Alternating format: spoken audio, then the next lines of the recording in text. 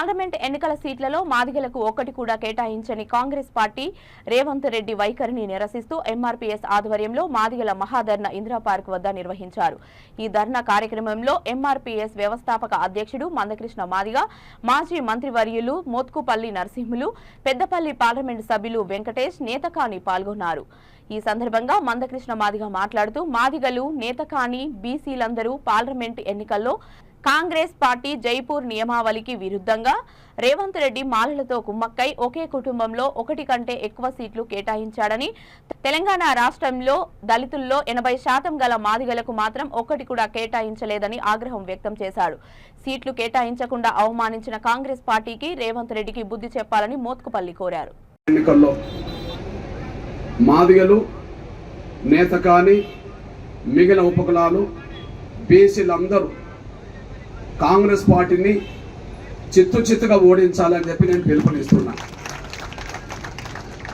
మాదిగలు, నేతకాని, మరి ఉపకులాలు, మన బీసీలందరూ కాంగ్రెస్ పార్టీ అభ్యర్థులను చిత్తుగా ఓడించాలని పిలుపునిస్తున్నా.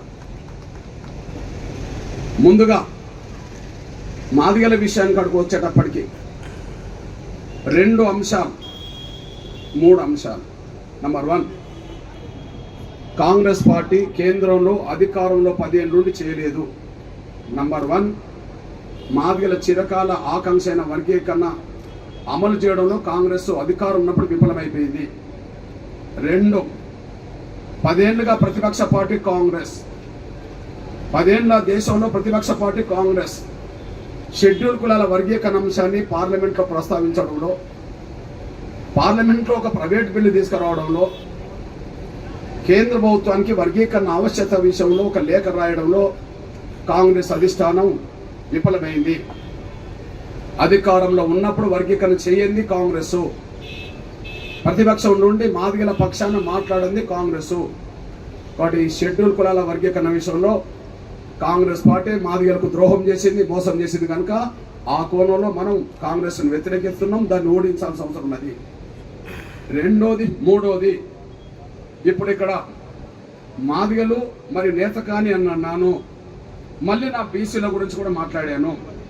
కానీ ఈ ఎన్నికల్లో మాదిగలు, నేతకాని, ఉపకులాలతో పాటు సమస్త నా బీసీ సమాజం కూడా కాంగ్రెస్ పార్టీకి వ్యతిరేకంగా ఓటేయాలని విజ్ఞప్తి చేస్తున్నాను. నేను కారణం ఏంది అన్నప్పుడు మళ్ళీ విషయం చెప్తున్నా. నేను వర్గీకరణ అంశం కాంగ్రెస్ మాకు వ్యతిరేకమని తేలిపోయింది.